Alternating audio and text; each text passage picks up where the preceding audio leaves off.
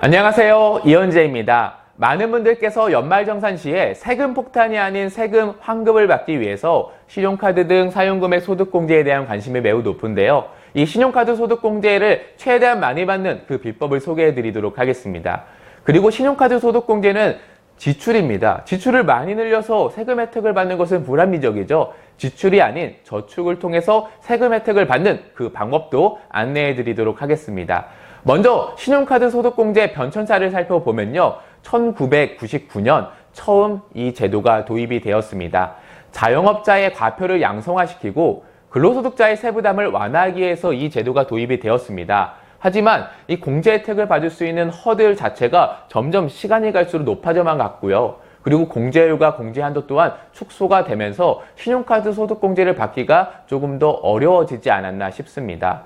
더욱이나 2019년에는 이 공제 혜택이 사라진다라는 소문이 있었죠. 다행히도 3년이 연장이 되면서 앞으로 2022년까지 이 혜택을 누릴 수 있게 되었습니다. 하지만 중요한 것은 이 혜택이 없어지기 전에 전략적으로 잘 활용하는 것이 중요할 텐데요. 만약에 이 혜택이 없어진다고 하면은 얼마나 세금 부담을 더 해야 할까요? 한국납세자연맹 보도자료에 따르면요. 연봉 5천만 원인 근로자가 신용카드 공제가 폐지됐을 때 증세액은 다음과 같습니다. 신용카드 사용액이 3,250만 원인 경우 최대 300만 원까지 공제가 가능한데요. 이때는 49만 5천 원의 세금 혜택을 받을 수 있었지만 이 제도가 사라진다고 하면은 결론적으로 49만 5천 원을 더욱더 세금으로 내야 한다는 그런 의미가 되겠죠. 당연히 이 제도가 사라지면은 근로자들한테는 세금에 대한 부담이 매우 커져만 가지 않을까라는 생각이 듭니다. 앞으로 이 제도가 사라지기 전에 어떻게 하면 조금 더 신용카드 세액공제를 더 많이 받을 수 있는지 그것들을 지금부터 찬찬히 살펴보도록 하겠습니다. 이 신용카드 등 사용금액 소득공제를 먼저 자세히 살펴보면 총급여의 25%를 초과해서 사용한 금액만 이 소득공제의 대상이 됩니다. 이 초과한 금액에 대해서 신용카드의 경우는 15%가, 현금영수증과 직불형 카드는 30% 공제가 가능합니다. 도서, 공연 사용분은 총급여 7천만 원 이하자들만 해당이 되고요. 30% 공제가 가능합니다. 전통시장 대중교통 사용분은 40% 공제가 가능하고요. 공제 한도는 총급여액의 20%와 300만 원 중에서 적은 금액이 공제 한도가 됩니다. 다만 총급여가 7천만 원을 초과하고 1억 2천만 원 이하일 경우에는 250만 원 공제가 한도가 생기고요. 총급여 1억 2천만 원을 초과할 경우에는 200만 원까지만 공제 혜택을 받을 수 있다는 점 잊지 않으셨으면 좋겠고요. 추가 공제도 가능합니다. 이 공제 한도를 넘어선 부분에 대해서 추가 공제를 더 해드리는데요. 전통시장과 제로페이의 경우는 2020년 귀속권부터 해당이 됩니다. 이 전통시장과 제로페이는 100만 원까지 공제가 가능하고요. 대중교통도 100만 원, 도서공용 박물관 미술관 사용분도 100만 원까지 추가 공제가 가능합니다. 결국 최대로 총급여가 7천만 원 이하인 근로자인 경우는 최대 600만 원까지 소득공제가 가능한 점 꼭 참고해 주셨으면 좋겠습니다. 그렇다고 하면 이 신용카드 소득공제를 가장 잘 받을 수 있는 그 노하우를 지금부터 안내해 드릴 텐데요. 첫 번째 팁은 바로 카드 사용 금액을 점검하는 겁니다. 총 급여액의 25%를 넘는 부분부터 공제를 받게 되죠. 당연히 내가 이 금액을 초과할 수 있느냐가 매우 중요한 포인트입니다. 이것을 제일 쉽게 확인할 수 있는 방법은 국세청 홈택스에 들어가셔가지고 연말정산 미리 보기 서비스를 활용하시면 됩니다. 그러면 1월부터 9월까지 사용한 신용카드 등 사용금액 내역을 확인할 수 있고요. 10월부터 12월까지는 예상 금액을 입력을 하면은 예상 환급액을 확인할 수도 있습니다. 그리고 만약에 배우자가 있고 내 배우자 본인이 연봉이 비슷할 경우에는 이럴 경우에는 연봉이 낮은 쪽으로 신용카드 등 사용 금액을 몰아가면 더욱더 좋습니다. 예를 들어서 본인의 연봉이 5천만 원이고 배우자 연봉이 4천만 원일 경우 본인 연봉 5천만 원일 때 이 소득공제를 받을 수 있는 문턱은 5천만 원의 25%를 초과해야 되기 때문에 1,250만 원을 기본적으로 사용해야 되죠. 하지만 배우자 연봉 4천만 원일 경우에는 25%가 1,000만 원이기 때문에 250만큼 문턱이 더욱더 낮습니다. 당연히 더욱더 이 비슷한 연봉의 경우는 소득이 적은 사람으로 카드를 우선적으로 사용했을 때 더 적은 소비로 소득공제 혜택을 받을 수 있다는 게 첫 번째 팁입니다. 다음은 이 연봉의 차이가 많이 날 경우인데요. 예를 들어서 카드 사용액이 연간 2,500만 원입니다. 그리고 본인은 연봉이 7천만 원이고요. 배우자는 연봉이 2천만 원일 경우에 본인 같은 경우는 약 환급액이 30만 원 정도 나옵니다. 총 급여액의 25%를 초과해서 사용한 금액에서 이 신용카드 공제율 15%를 계산을 하고 소득세율 26.4%를 계산했을 때 30만 원이 나온 거고요. 반대로 배우자의 경우는 환급액이 약 20만 원입니다. 결국 10만 원만큼 차이가 발생을 하는데요. 이 연봉이 차이가 큰 경우에는 소득이 많은 사람 쪽으로 카드를 집중을 사용하는 게 그래서 유리합니다. 더 높은 세율 차이로 만큼 환급액 차이가 발생하기 때문이죠. 그래서 이 영상을 시청하시는 분들, 부부라고 하면은 어느 쪽으로 신용카드를 조금 더 집중적으로 몰아서 소비를 해야 될지 그런 계획을 합리적으로 세워보셨으면 좋겠습니다. 두 번째는 공제율을 활용하는 방법입니다. 연봉이 3천만 원인 경우 이 청구일비액의 25%는 750만 원입니다. 결국 750만 원을 초과하는 부분만 이제 공제가 가능한데요. 첫 번째, 신용카드로만 1,000만 원을 썼을 경우 750만 원을 제외한 250만 원이 이제 공제 대상에 해당이 되죠. 하지만 신용카드의 공제율은 15%입니다. 그래서 공제가 가능한 금액은 37만 5천 원이죠.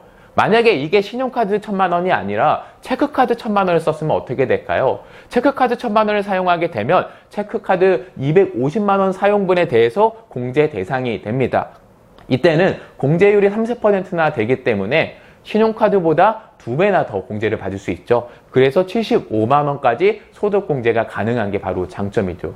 당연히 케이스 1과 케이스 2를 비교했을 때 케이스 2가 더욱더 유리함을 확인할 수 있는데요. 케이스 3의 경우를 한번 살펴보겠습니다. 3의 경우는 신용카드 500만 원과 체크카드 500만 원을 사용한 케이스인데요.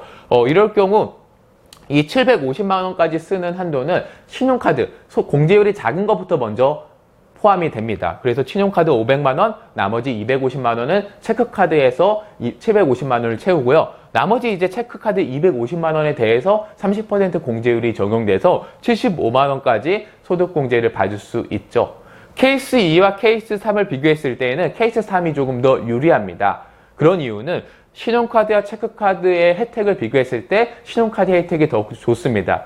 결국 이 총급여의 25%까지 해당되는 부분은 혜택이 많은 신용카드를 사용했을 때 조금 더 유리하고요. 결국 그 초과 금액을 25%를 초과하는 금액에 대해서는 공제율이 높은 그런 소비를 하는 게 가장 유리하다라고 보시면 됩니다. 세 번째, 소득공제를 잘 받을 수 있는 방법은 바로 추가공제를 활용하는 방법인데요. 예를 들어서 연봉이 4천만 원인 경우 신용카드 금액도 사용금액도 4천만 원이라고 가정을 해보겠습니다.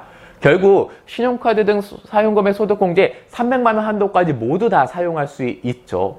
문제는 이 300만 원이 최대 한도이기 때문에 더 공제를 혜택을 못 받지만 이 추가 공제를 활용해서 만약에 이 사용금액 4천만 원 중에서 대중교통으로 사용한 금액이 150만 원이 있다라고 가정을 하면은 이 150만 원의 40% 공제율을 계산해서 60만 원만큼 더 추가로 공제를 받을 수 있습니다.